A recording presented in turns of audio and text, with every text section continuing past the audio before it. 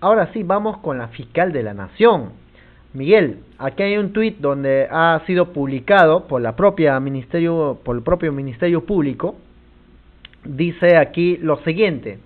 Este fue publicado el día 5 de octubre a las 5:29 de la tarde. Dice: la fiscal de la Nación, Patricia Benavides, advirtió que el presupuesto 2023 asignado por el Ejecutivo a su institución es insuficiente.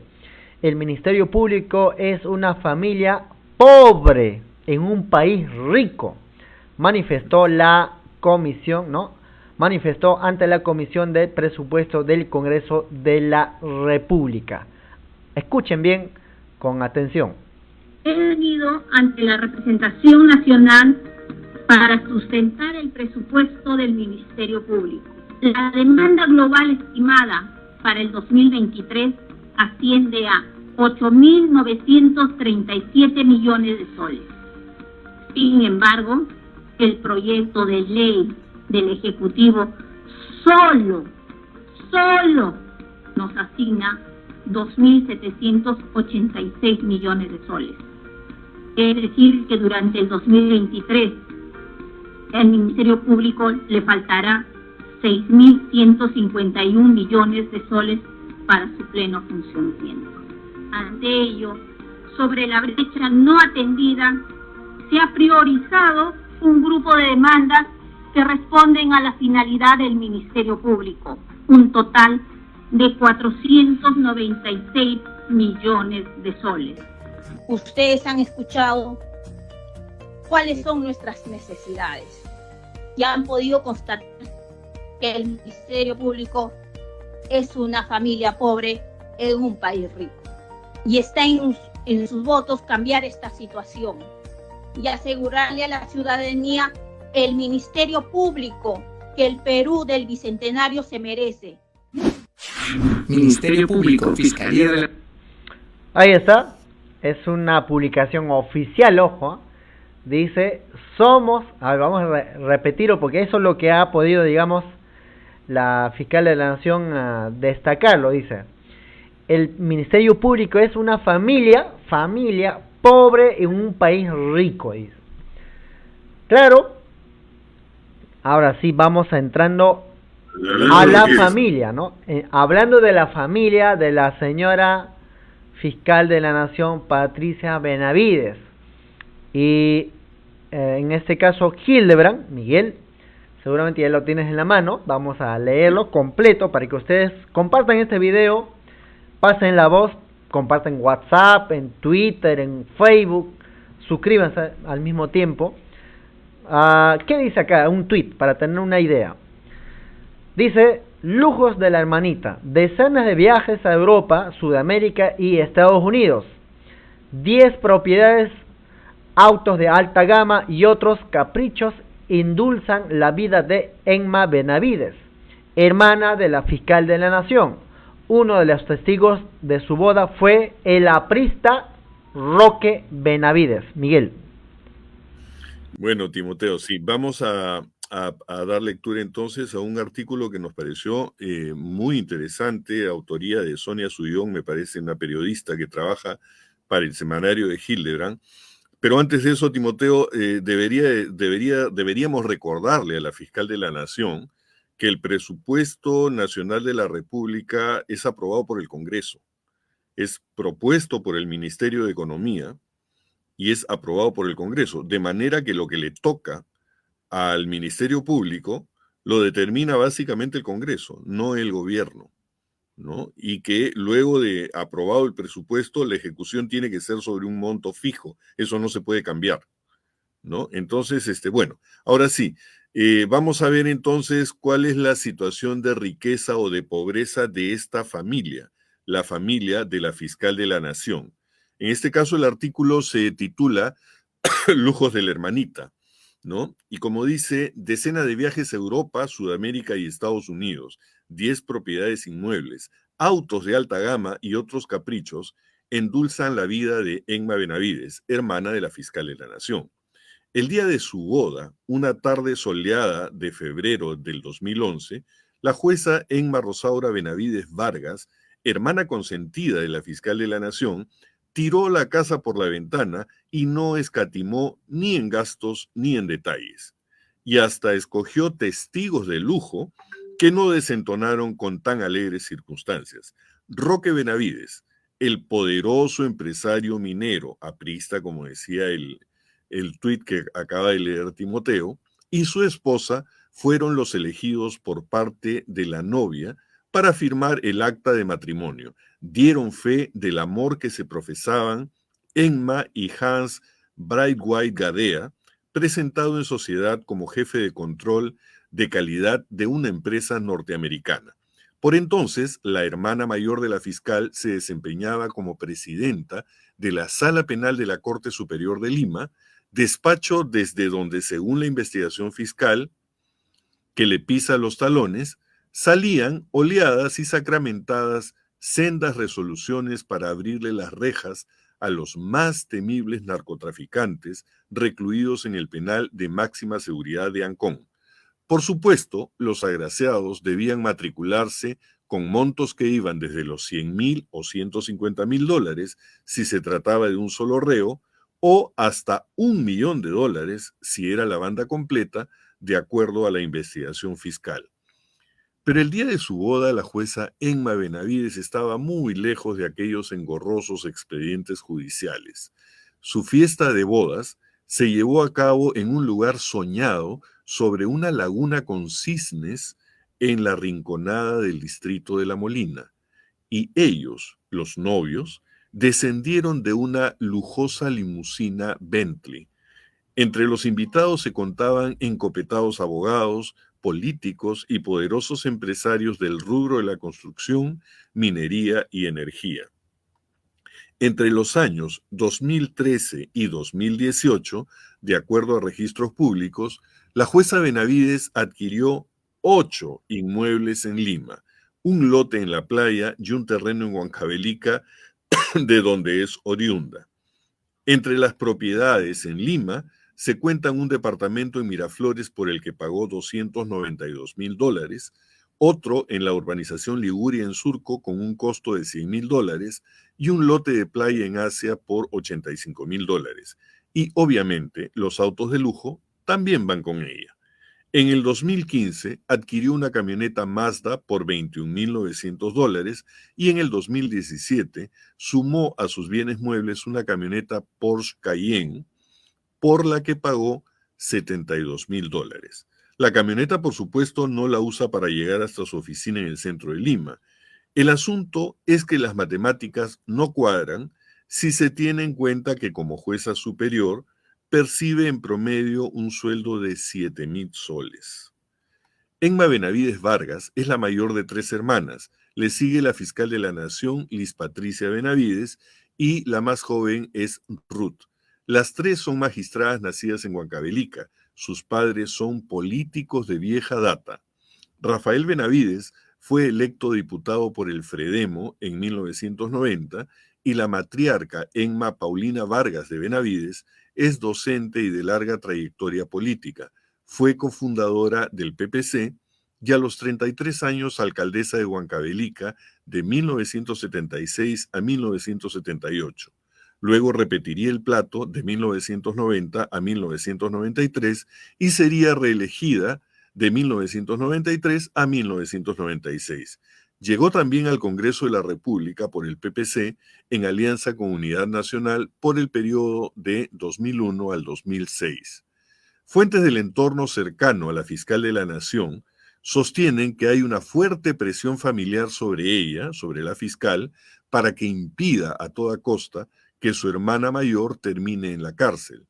Y en lugar de tomar distancia y dejar que las investigaciones sigan su curso con transparencia en aras de su investidura como máxima autoridad en el Ministerio Público, Liz Patricia Benavides ha preferido jugárselas por su hermana, aprovechando su condición de fiscal de la Nación, cambiando a la magistrada que precisamente llevaba adelante la investigación contra Enma Benavides, lo que podría tomarse como un aprovechamiento del cargo.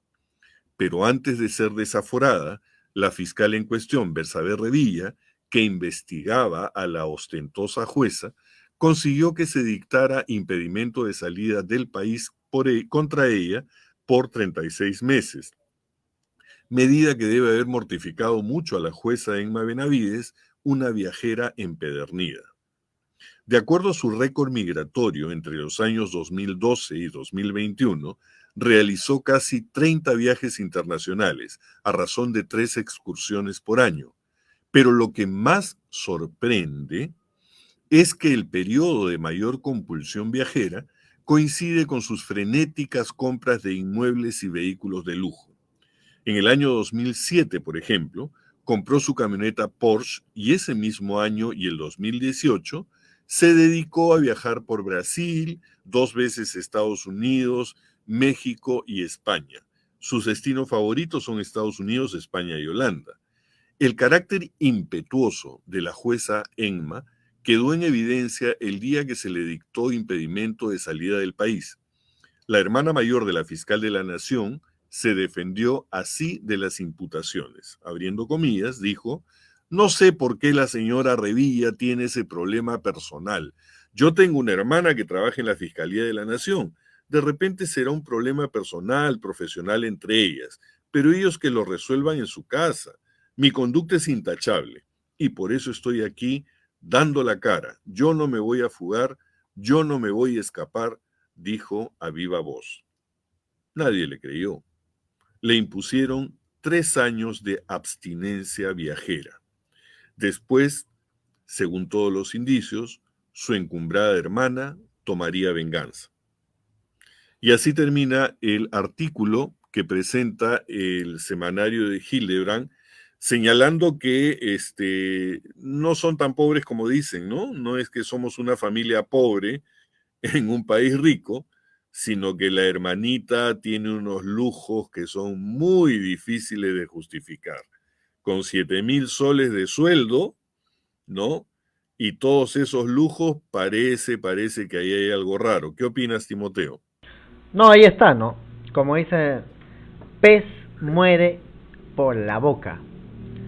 Ustedes saquen su conclusión, es la publicación de Hildebrand Sus 13, que claro, tampoco no ha sido publicado en los grandes medios de comunicación. En este caso desde Prensa Alternativa, de alguna u otra manera con Hildebrand uno puede estar de acuerdo en algunos puntos, pero lo cierto es que es un destape que ha publicado y hasta ahora con la fiscal de la Nación no pasa nada tampoco, porque recordarás, Miguel, una entrevista que hicimos al doctor Guillermo Olivera, mencionó serios cuestionamientos y varios puntos donde que la fiscal de la Nación a estas alturas ya debería estar, digamos, renunciando, así como Pedro Gonzalo Chávarri, por haber violentado la función que le corresponde. Totalmente de acuerdo. Así es. Continuamos. Por otro lado, se ha dado a conocer, y esto lo menciona Diario El Expreso, es prensa, digamos, que está, digamos, con los sectores golpistas, pero es como una mención, seguramente ya conoceremos más adelante, pero es como una especie de generar ya reacciones, ¿no? A ver, ¿qué dice esta nota? Fiscal de la Nación presentará acusación constitucional contra Pedro Castillo. Eso lo publica Expreso, dice, por los casos Petroperú y Puente Talara.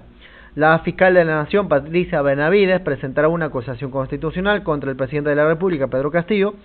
Eso a raíz de los casos Petroperú, Puente Tarata, de acuerdo con lo que con lo informado por el programa, ¿no? Nada menos con Philip Butter. Entonces ya están diciendo, ya es finalmente, Miguel, recordarás, el presidente del Congreso, ¿qué es lo que dijo cuando después juramentó como el presidente del Congreso? Refréscanos, Miguel. Bueno, lo que dijo en suma José William Zapata es que ellos no van a activar ningún proceso de vacancia hasta no estar seguros y que eso dependía del insumo que le alcance la fiscal de la Nación, porque él presumía que en los días o en las semanas siguientes iban a encontrar, ¿no?, como dicen, la bala de plata, ¿no?, con la cual disparar a la línea de flotación del gobierno y traérselo abajo.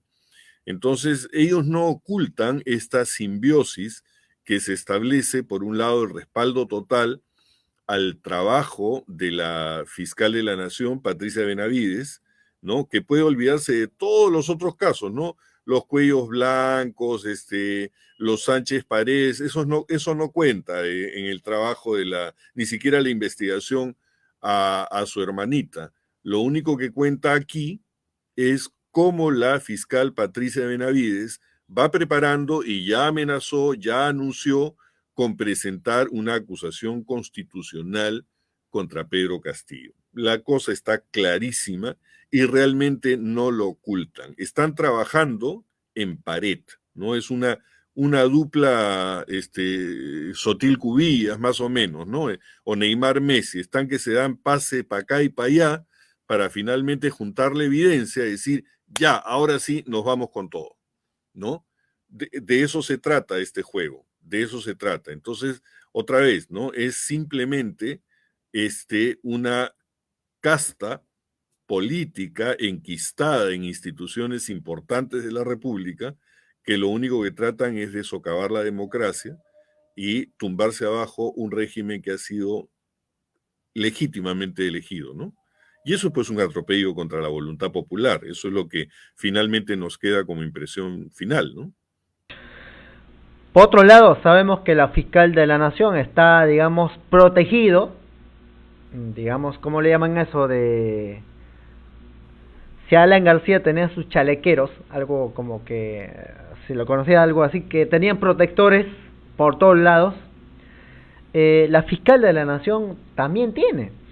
En este caso un tuit, y son varios, vamos a recurrir uno por uno, vamos a hacer una memoria, porque ahí hemos hecho un programa sobre este tema, donde dice lo siguiente: apristas protegen a la Patricia Benavides, es decir, apristas protegen a la señora fiscal de la Nación, y la respuesta es de la siguiente manera: Carlos Vicente Nava Rondón ha solicitado medidas cautelares ante la Corte Internacional de Derechos Humanos a favor de la fiscal de la Nación mientras era fiscal, ¿no? Mejor dicho, mientras era fiscal, Carlos Nava, mejor dicho, Nava Rondón exculpó a Alan García del caso El Frontón y fue miembro del Tribunal de Ética del APRA.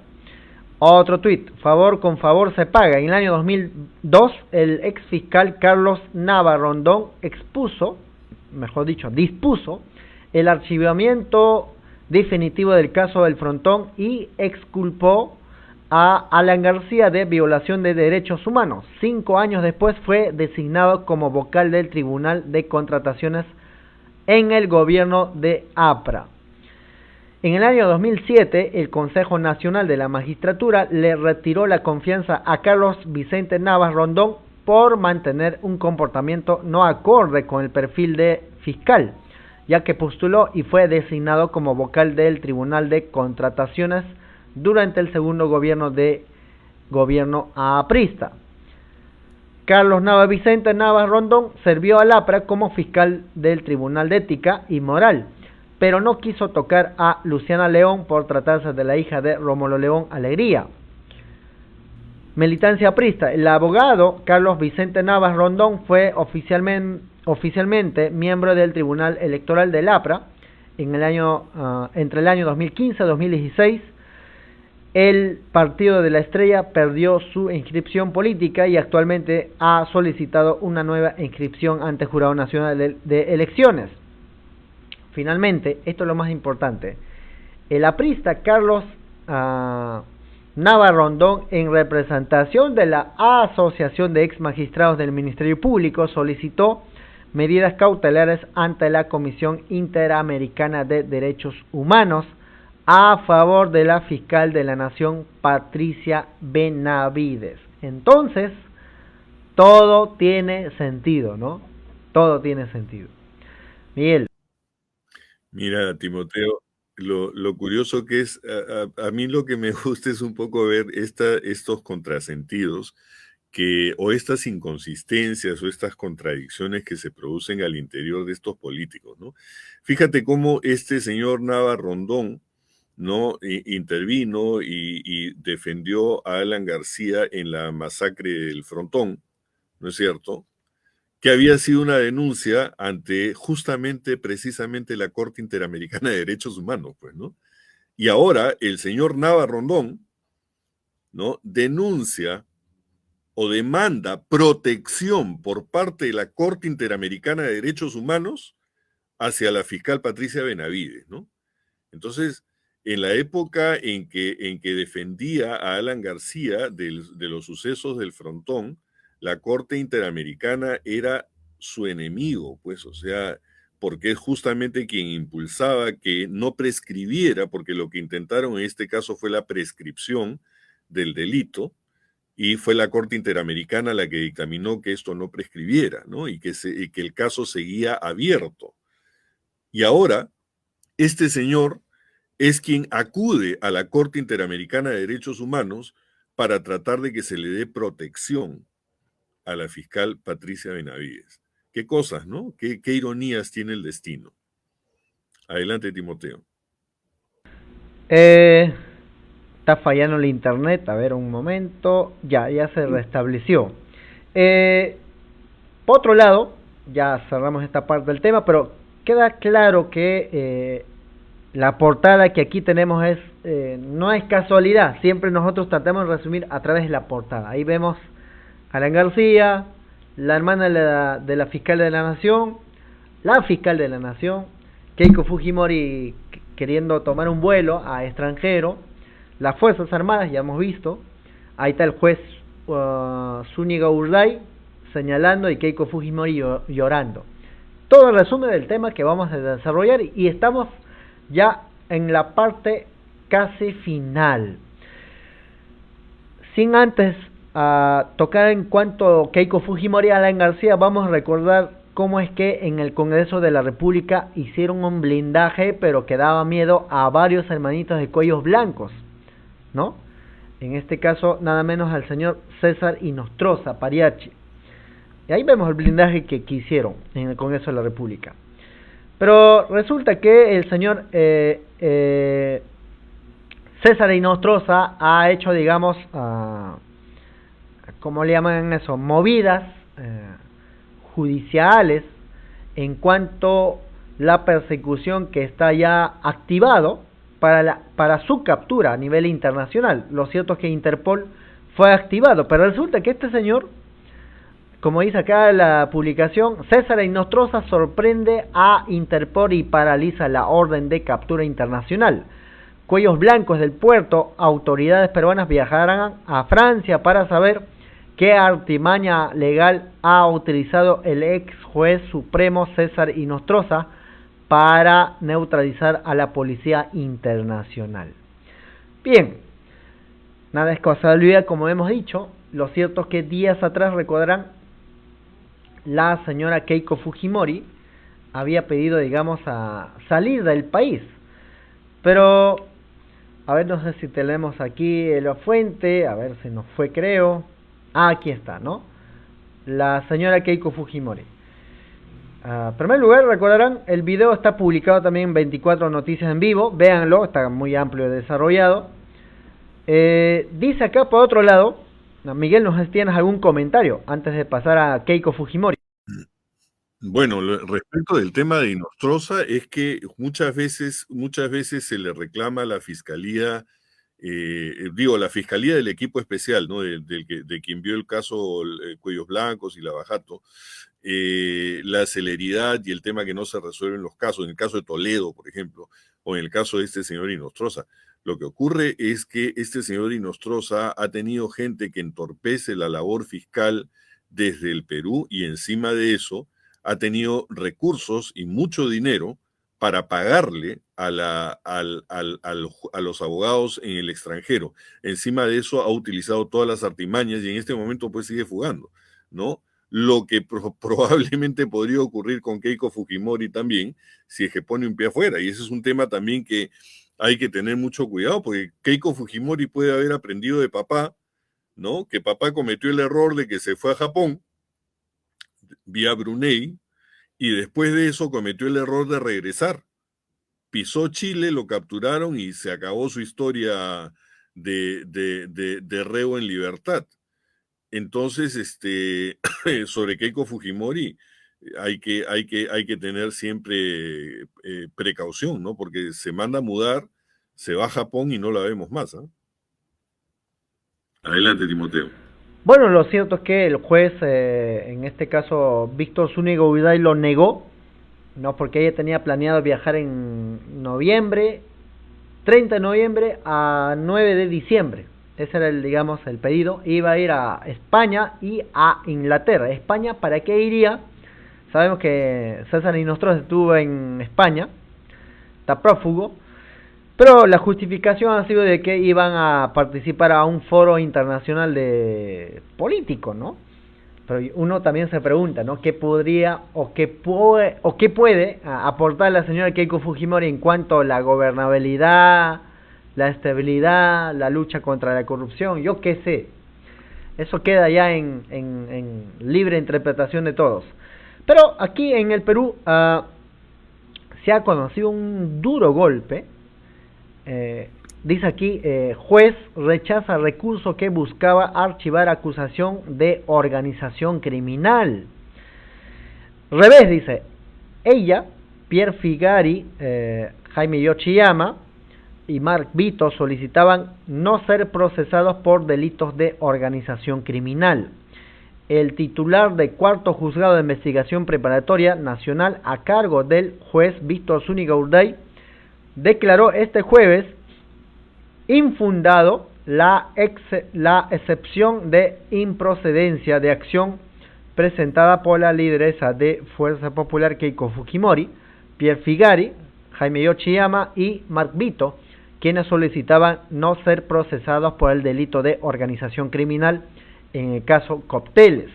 El magistrado también desestimó los pedidos presentados por los procesados José Klimper, Adriana Tarazona, Augusto Bedoya, Antonieta Gutiérrez, Luis Jaime Leca, así como de las personas jurídicas MMB, Bienes Raíces y el partido político Fuerza Popular. Juez Zúñiga Urday argumenta que solicitud corresponde ser evaluada y resuelta en la etapa de juzgamiento y no en la etapa intermedia en la cual se encuentra el proceso. Bueno, ahí está. Entonces, la señora Keiko Fujimori va a tener un buen proceso, ¿no? Garantizado, como dijo alguna vez el juez Zúñiga Urday. Ya en varios medios también dice aquí como mención, a ver si lo ponemos en la pantalla, dice Keiko Fujimori pierde batalla legal y la juzgarán por lavado de activos. No, Poder Judicial dejó fuera de carrera al fujimorista Joaquín Ramírez, también se menciona. Keiko Fujimori pierde la batalla legal y la juzgarán por lavado de activos. Dos pérdidas al mismo tiempo. Infórmate bien, dice, ¿no? ¿Informará eso la prensa basura? También se preguntan. Twitter, vamos a recurrir aquí, el Poder Judicial ayer, 6 de octubre, ¿no? 6 de octubre a la 1 de la tarde ha publicado también, para tener, digamos, fuentes fidedignas.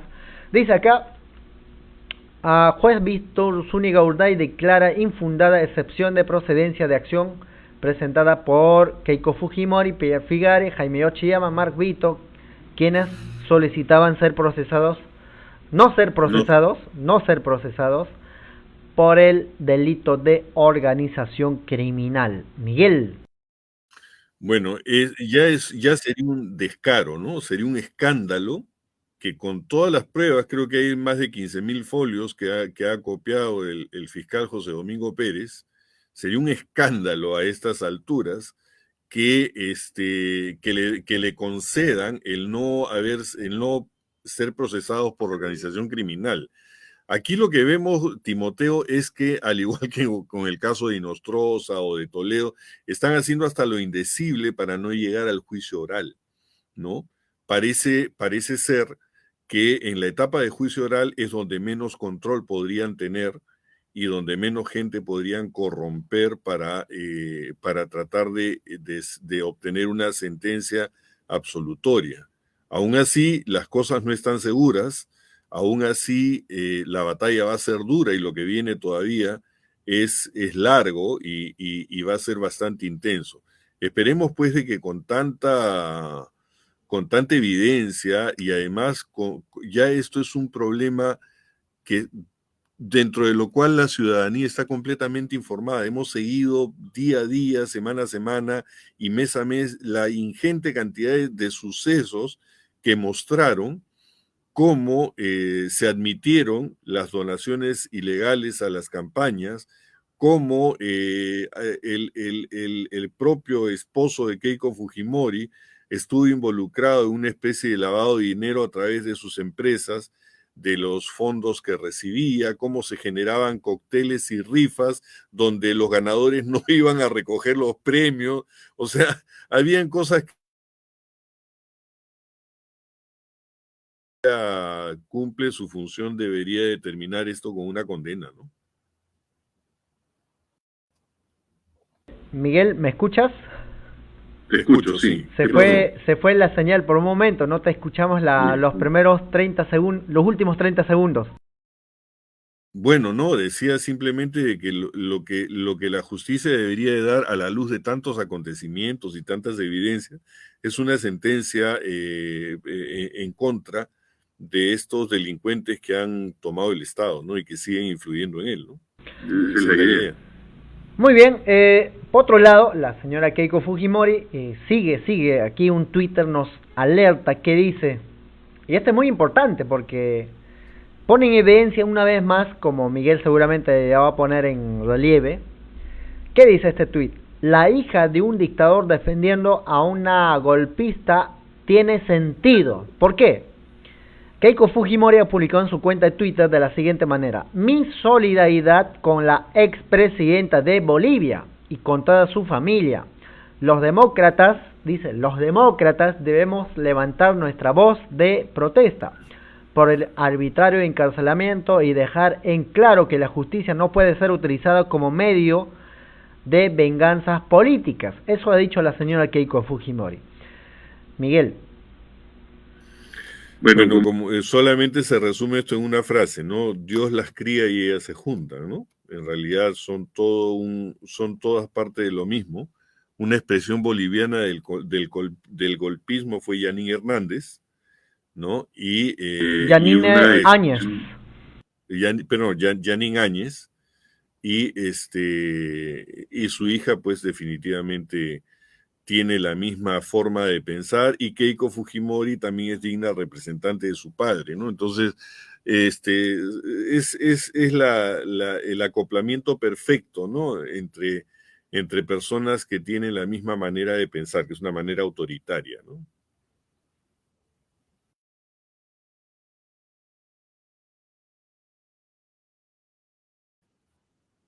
Total.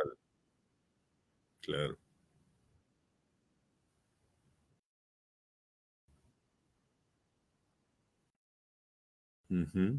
Claro.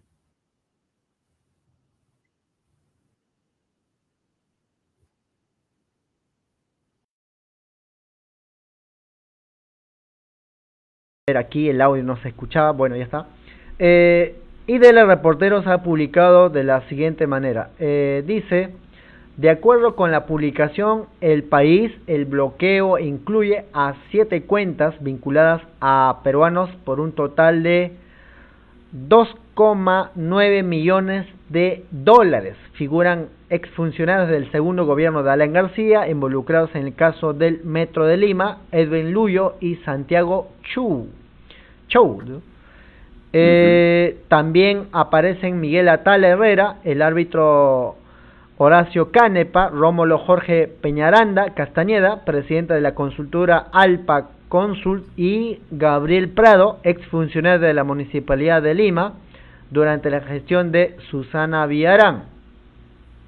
Otro, la jueza andorrana Stephanie García ordenó congelar 30 cuentas de la BPA y una en el Credit Andorra, con un saldo total de 51 millones de dólares vinculadas a sobornos pagados por Odebrecht a presidentes, funcionarios y empresarios en América Latina. Miguel. Bueno, esta noticia nos permite, yo la verdad agradezco la oportunidad de que esto haya ocurrido porque nos permite entrar a la reflexión sobre una vieja discusión, ¿no? Y en esto recuerdo a un amigo mío, un saludo para Pedro Ponce, un gran amigo, que me decía, robar un sol es lo mismo que robar 100 millones de soles. Y yo le decía, no, porque si bien es cierto, robar un sol es también un hecho delictivo que merece sanción y merece un repudio moral, no hace tanto daño como robar 100 millones de soles. Por ahí nomás ya tienes una diferencia.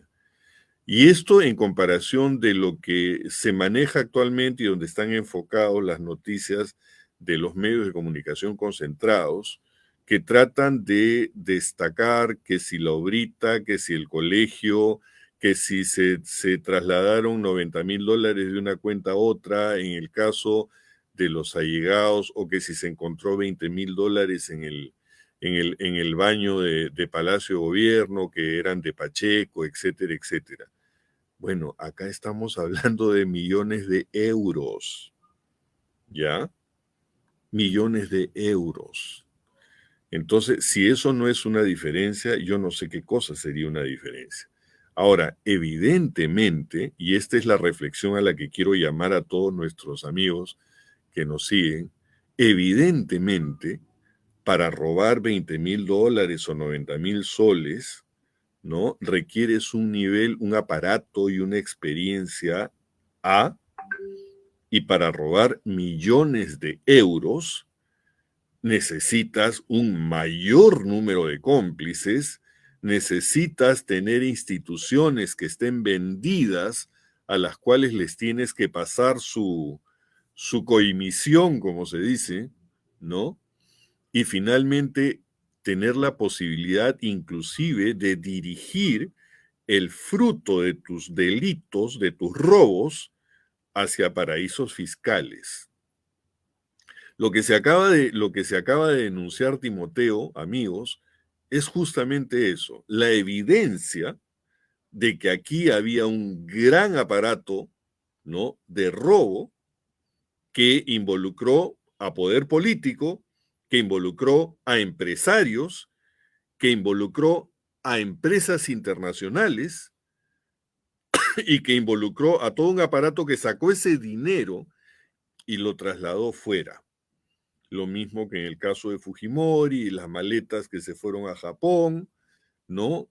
Entonces, aquí yo creo, ya, Pedrito, amigo mío, ya, porque para ti van estas palabras, yo creo de que hay una gran diferencia, porque el nivel de putrefacción de un gobierno para que termine en millones de euros fuera del país, ¿ya?, es muchísimo más grande que este microsistema de corrupción que está en investigación actualmente. Y eso significa, definitivamente, ahí hay una diferencia, ¿no? Una diferencia que es insoslayable. ¿Ambos son repudiables? Sí. ¿Moralmente son rechazables? Sí. Pero lo que hizo un grave daño es como la mordida de un tiburón y la mordida de un pericote, pues. O sea, ¿qué prefieres que te muerda, un pericote o un tiburón? ¿No? No hay punto de comparación en ese sentido. Esto es lo que esta casta que ha gobernado durante estas décadas quiere seguir haciendo. Por eso Keiko Fujimori, en su segunda vuelta, desesperada ya, cuando veía que se le escapaba la presidencia, prometió un gran préstamo para solucionar el problema económico generado por la pandemia. ¿A dónde creen ustedes que hubiera ido ese dinero de ese gran préstamo? Que el Perú sí era sujeto de crédito, de la que nos salvamos. Hasta nuestros tataranietos iban a quedar endeudados con ese gran préstamo. Esa es la reflexión que quería hacer. Adelante, Timoteo. Muy bien, ahí está, ¿no? Y también le hemos publicado eso ayer con un poco más detalle, tal como lo ha dado a conocer prensa internacional, en este caso El País, Y hemos publicado en el canal 24 Noticias, ahí le dejamos el link de YouTube para que puedan ustedes compartirlo, comentarlo y al mismo tiempo suscribirse al canal. Varios comentarios surgieron a partir de este tipo de publicaciones que naturalmente los medios de comunicación, digamos denominados grandes medios de comunicación, no han aparecido, no ha habido portadas sobre ese tema. Dice acá, urgente, reventó la PUS, finalmente descubrieron cuentas millonarias de Alan García, 37 millones de euros, producto de la corrupción en su gobierno. Otro, con más fuerza, dijo, el bloqueo ordenado por la jueza andorrana contempla 7 cuentas por 3 millones de euros, vinculadas a presuntos testaferros del segundo gobierno de Alan García. La pregunta que hace acá es, ¿qué dirá la entonces fiscal de la Nación, hoy congresista Gladys Echaíz? ¿Qué va a decir, pues? ¿Qué dirá? Que no hay crisis. ¿Qué dirá? ¿Crisis? Yo no la veo. Eso es lo que dice. ¿Robo? No, yo no lo veo. Eso es lo que dice Gladys Echaíz. Bueno, es lo que se ha dado a conocer, ¿no? Recordarán de varias acusaciones en cuanto a Alan García. Te recordarás Sergio Tejada, creo que investigó el caso. Sería bueno convocarlo, no tenemos, porque él investigó caso mega corrupción, recordarán, y lo archivaron en el Congreso de la República, en el Ministerio Público. Finalmente el hombre salió limpio. Y cuando fiscales José Domingo Pérez y Rafael Vela Barba investigaban, y Alan García dijo, yo tengo informantes dentro del Ministerio Público. Y después se retractó. Después dijo, no, porque era un delito grave. Claro. Era delito muy grave. Bueno, finalizamos esta parte del video. Miguel, tus reflexiones finales y nada. Agradecemos a todos que nos hayan acompañado y siempre los invitamos que nos puedan seguir en YouTube. Estamos al mismo tiempo ahora en Twitter. Estamos en la red social de Vladimir Putin, en este caso BK, que es Facebook ruso.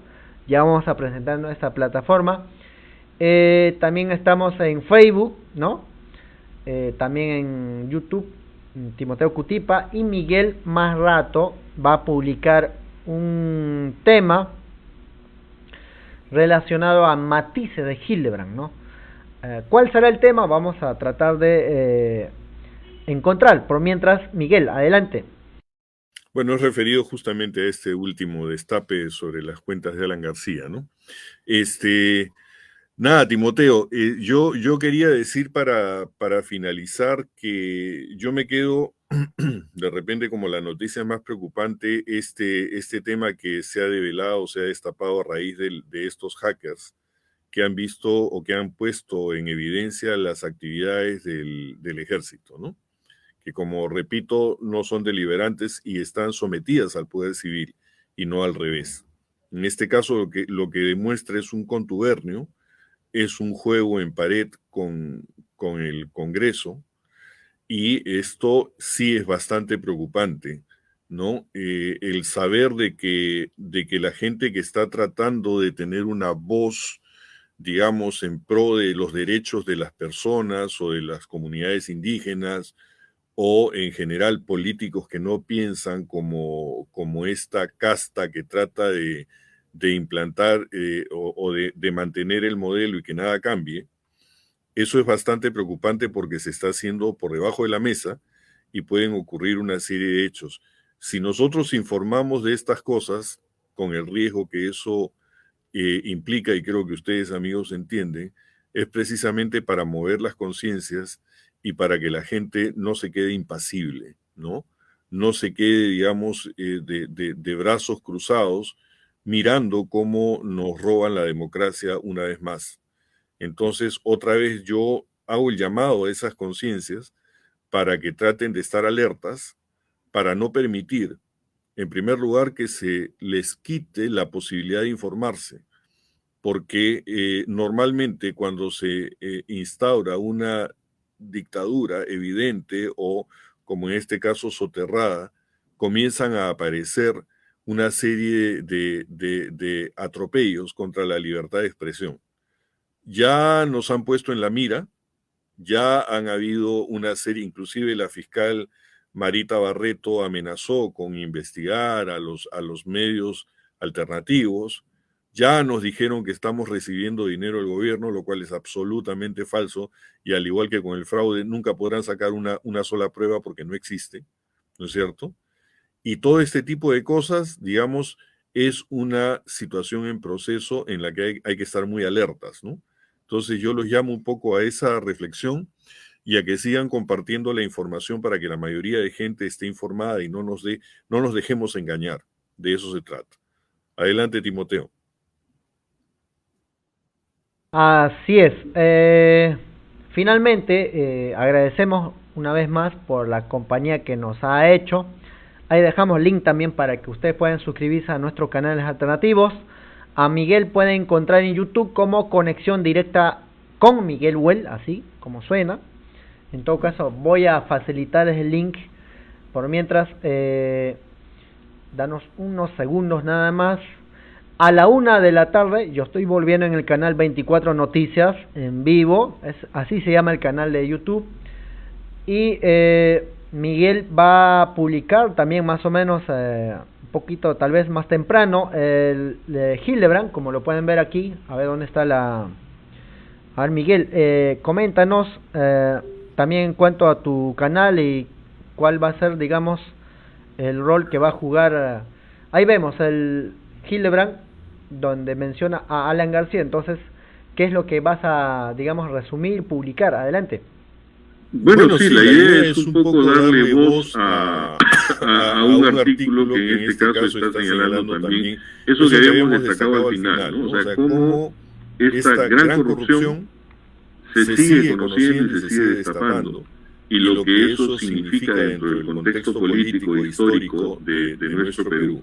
Un poco que se trata de eso, y la idea en el canal va a ser siempre apuntar un poco eso, ¿no? A ver la parte de análisis y de la interacción que hay entre un hecho periodístico informativo y el contexto en el que estamos viviendo, ¿no? Relacionándolo siempre con los antecedentes que tienen estos hechos políticos. Un poco que me quiero abocar por ese lado yo, y espero tener el respaldo de todos ustedes también.